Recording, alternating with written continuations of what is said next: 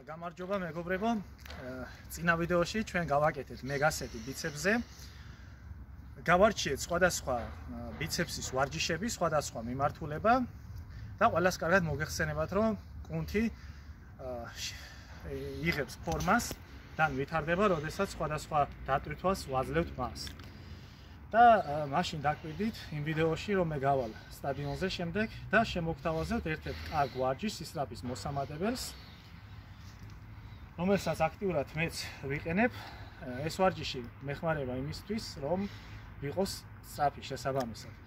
ეს ვარჯიში შეიძლება გააკეთოს არამხოლოდ სპრინტერებმა, არამედ მაგალითად სათამაშო სპორტის წარმომადგენლებმაც, ფეხბურთელებმაც, რაგბისტებმაც, კალათბურთელებმაც და რა ვიცი, ძალიან კარგად უმატებს აჩქარებას ზოგადად. ვიღებ ჩვენ აი ესეთ ორცალ ესპანდერს. აი ვაბავთ ესე ქვემოთ რამეზე, ესე ქვემოთ ვაბავთ. სხვადასხვა ეს ესპანდერები არის ძვირი. მეორეც აქედან. და ესე დგები ჩიგით. აი ესე ვახოთ ფეხზე ამ ესპანდერს. აი ეს. რთული ვარჯიში ნახდათ არ არის. არქი. რაც უფრო საერთოდ გრძელდება ეს ვარჯიში დიდი დრო, მით უფრო ნაკლები არის სისწრაფე და მოდის უკვე სისწრაფის შემდეგ სწრაფგამძლობის ეტაპი. ანუ მაგალითად თუ თქვენი ძირითადი ამოცანა არის რომ გაუნჯობესოთ სისწრაფე 60 მეტრზე ან 30 მეტრზე, მაშინ შეგიძლიათ ეს გააკეთოთ 15 წამი. ხოლო თუ თქვენ გინდათ რომ 400 იქონდეს კარგი საშუალო სპრინტი 400 ან 200, მაშინ გააკეთეთ 30 წამის განმავლობაში. შეიძლება პირამიდის გაკეთებაც, ვინაიდან მაგალითად ახლა რაგბიზე ჩვენ გვჭირდება სწრაფგამძლეობა და როდის მოგვიწევს აჩქარება, არ ვიცით, ან ფეხბურთშიც იგივე ხდება, კალათბურთშიც, ხო, შეიძლება დაიკარგოს ბურთი და ყველა ვრუნდებით უკან, ხო? თავისთავად მოგიწევს, შეიძლება წინ წახვიდე, უცებ აჩქარება გააკეთო, ჩააწოდო ბურთი სიტყვაზე ფლანგზე და უნდა დაბრუნდე უკან, რა თქმა უნდა. ამიტომ მაშინ გავაკეთოთ პირამიდა, ორი მისვლა გააკეთეთ 30 წამი და ორი მისვლა 15 წამი. აი ესე კეთება აღნიშნული ვარჯიში.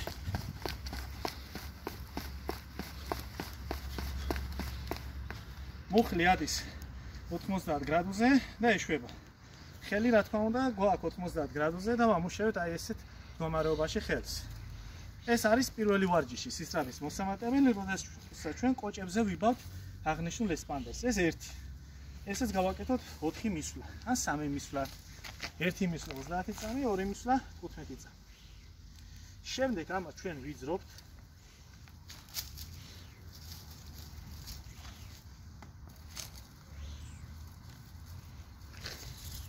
და ამას დავკიდებთ ზემოთ.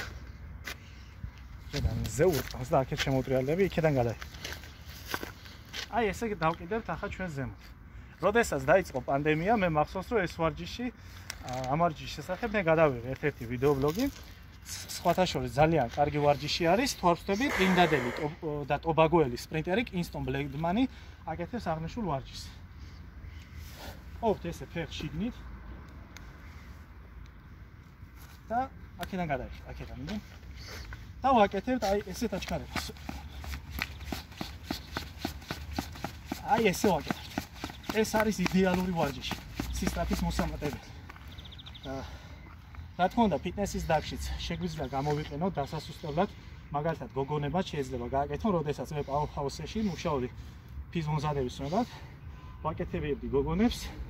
და შეხედეთ რა სპეციფიკით კეთდება აღნიშნული ვარჯიში. როდესაც ჩვენ ვაკეთებთ მოკლე მონაკვეთში, აი ეს, ხო? აყალიბებს სიხშირეს და უფრო მუშაობს გოლენები.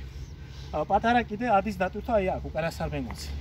როდესაც ჩვენ წევთ მუხს რაც შეიძლება ზემოთ და აი ესე ვაკეთებთ.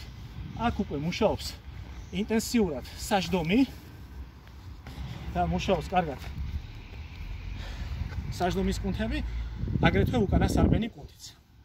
და რა თქმა უნდა, არამხოლოდ მაგალითად ფეხბურთელებმა, რაგბისტებმა და სპრინტერებმა, არამედ ფიტნესის მოყვარულებმა შეიძლება გავაკეთოთ ეს ვარჯიში და გქონდეს კარგ ფორმაში ფეხები, უკანასარბენი კუნთი, გოლენები და საჯდომიც. ეს არის მეორე ვარჯიში. სხვათა შორის კიდევ გამახსენდა, რომ აღნიშნულ ვარჯიშს აკეთებს ჩინელი სპრინტერიც, ბინგ სუ, რომელიც არის კრისტოფ ლემეტრის შემდეგ მეორე არაშავკანიანი ადამიანი, ვინც გამოვიდა 100 მეტრზე 10 წამიდან და თუ არ ვთქვი ბინგსუნის რეკორდი არის 9.98 და კრისტოფ ლემეტრის არის 9.92. რომელიც ეს შედეგი მან თუ არ ვთქვი ევროპის ჩემპიონატზე დაადო 2012 წელს.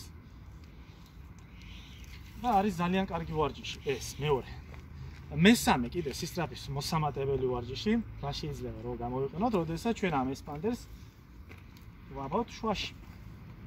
აი ეს შუაში. მეორე ესპანდერს აი ეს Z შემოვკრავთ.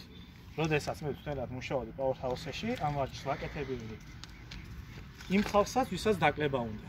სხვათა შორის, იმიტომ რომ თქვენ მოგეხსენებათ, რომ ადამიანი იკლებს წონას იმ შემთხვევაში, როდესაც ვარჯიშობს და სისწრაფეზე ვარჯიშობს, სწრაფად მოძრაობს წინაღობასთან ერთად. ან ფეხზე სიმძიმეებით, ან ესპანდერზე აჩქარება.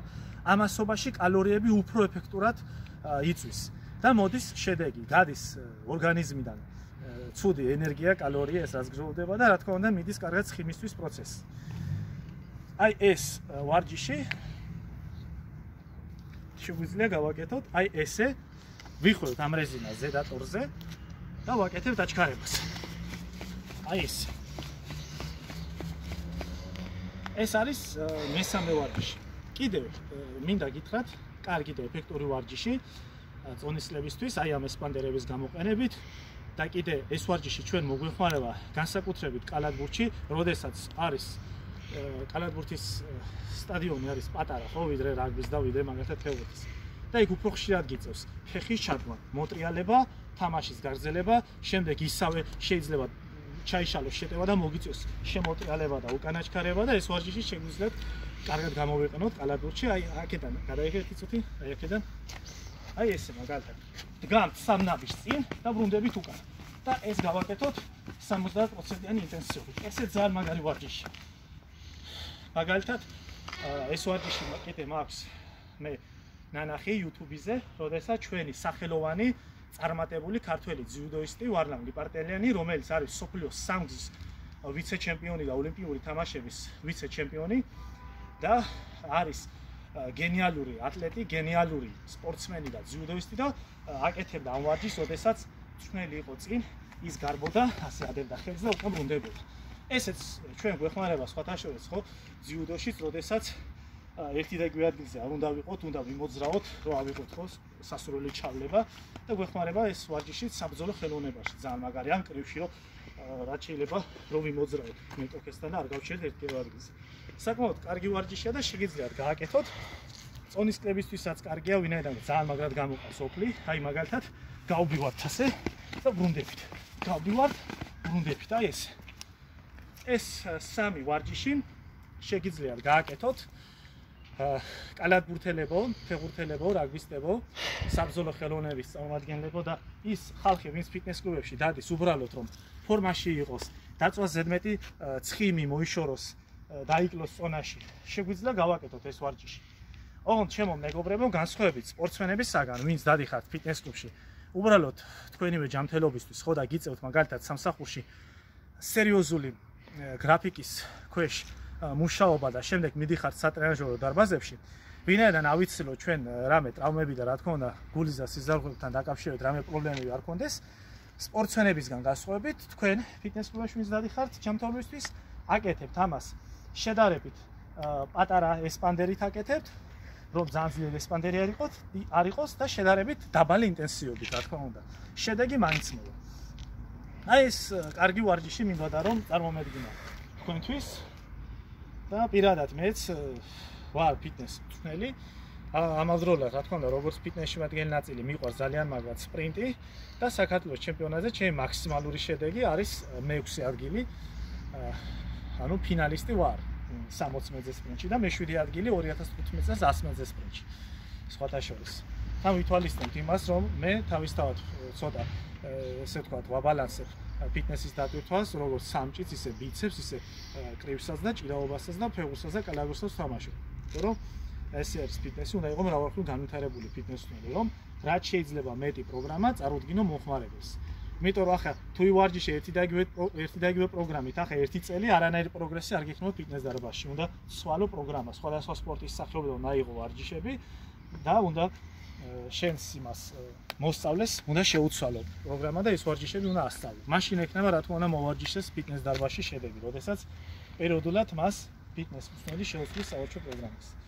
ძალიან დიდი მადლობა მინდა გადაგიხადოთ ყურადღებისთვის და შემდეგი ვარჯიში მინდა გადავიღო პრესის შესახებ და კარგ და ეფექტურ პრესის ვარჯიშს გასწავლით. აი ამ ესპანტერის გამოყენებით როგორ შეიძლება რომ პრესი გქონდეს ჩვენ ფორმაში. კიდევ ერთხელ ძალიან დიდი მადლობა ყველას ყურადღებისთვის.